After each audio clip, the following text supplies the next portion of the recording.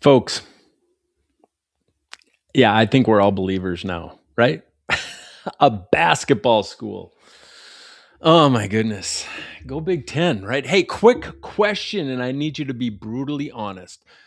So, your cabinet, you got a number of PhDs that might just struggle in making the decisions stick. They're individually brilliant. Yes, give them that, but collectively unperforming. We call it the 60% capacity because that's what I'm seeing everywhere. And you've exhausted being just the only person. You're exhausted who sees really the big picture, right? So last Monday night, yeah, that 64-year-old coach, hmm this guy, nobody had heard of him before. Proves something that every superintendent, college president needs to understand. Past performance, folks, does not predict future results. Huh? Fist bump that. When you are willing to change the operating system, all things change. All things. Yeah, in the next few minutes, I'm going to show you the exact playbook that Mr. Kurt Signetti used to turn the worst college football program around in history. Yeah, and proved it. Absolutely just proved it. So here's what I'm seeing everywhere. I work with superintendents, college presidents right now. Monday morning, 6 a.m., your VPSA needs a quick alignment meeting before the campus day starts. It happens in your car, right? It takes 47 minutes and you're late for your own Zoom meeting. And Tuesday, your CFO I just need 5 minutes before cabinet. It takes 23 minutes. Who's like going straight up, Joe? You get it. And then Tuesday afternoon, 3 Slack messages, 2 quick questions. Hey, one, can we preview something real fast? This is called leadership, but it really feels like crisis management, doesn't it? If we're being straight up and honest. Okay. When you look at your calendar coverage, you've got back to back to back to back. You do not have time for unreliable situations like that.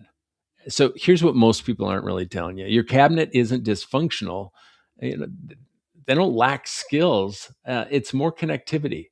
Okay, it's dysfunctional because your brilliant individuals never really learned how to think together under pressure. Yeah, under the squeeze, in the grip. So when are you practicing that? Do the math. Just do this math with me. Okay. Let's just say I have 8 cabinet members. Okay. Let's say 140,000 average salary times 40%. That is your discretionary effort. That is wasted capacity. Folks, that's almost that's 450,000 burned annually.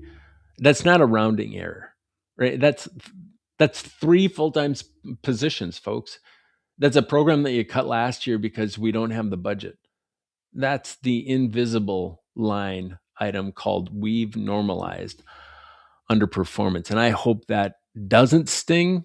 But for some people, you're definitely going to resonate. This is exactly why we've developed the team intelligence frameworks, a system that transforms how teams multiply their cognitive diversity instead of just fragmenting it. But let me show you what one coach proved was quite possible. I'm a big fan. Okay, if you don't see this now, here's what keeps happening. Your spring priorities, they're going to stall in March. Your retention initiatives, they're going to die quietly. Your cabinet performs collaboration in meetings and has real conversations in the parking lot afterwards. Yeah, and when teams can't really think collectively, your students pay the price. Just common sense, right? They experience fragmented support, contradictory guidance, and the chaos of adults who just can't coordinate much of anything. So you don't have a talent problem. You have an operating system problem wearing a PhD title. And that's the problem, right? So, okay, here's the framework that changes really everything. And I call it a sound bite system. How important just soundtracks or sound bites are across your institution. So, last Monday night, coach nobody had heard of before, led Indiana University to their first national championship ever. Go Hoosiers. 16-0. Perfect season.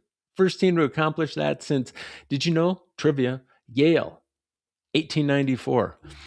That doesn't matter. But what really matters, he didn't inherit a sleeping giant. He inherited a program with over 700 career losses, the worst program in college football history, a culture that had just normalized losing for 57 years. He turned it around in 24 months, folks. Fact check that. And he used sound bites. That's what he leveraged, sound bites that you can actually deploy in tomorrow morning's meeting. The first soundbite, I win. Google me. Sounds kind of arrogant. No, his first press conference, here's where it comes from. Reporters, they're skeptical. Hey, how will you recruit to a losing system? Legit question. His response, it's pretty simple. I win. Google me. Some would say that's arrogant, but it wasn't arrogance. This was Signetti defending his own identity before he could transfer that identity to anybody else. He had to own it himself. Here's what it looks like for you. Your board questions whether you can turn around that declining enrollment, and you don't apologize. You defend your track record. Hey, I've led 2 districts like you have through enrollment turnarounds. Both exceeded projections within 18 months. It's not bragging, folks. It's a humble confidence, right? This isn't hope. It's pattern recognition backed by systemic execution. So when you don't do this, your team doubts that you're the one who can lead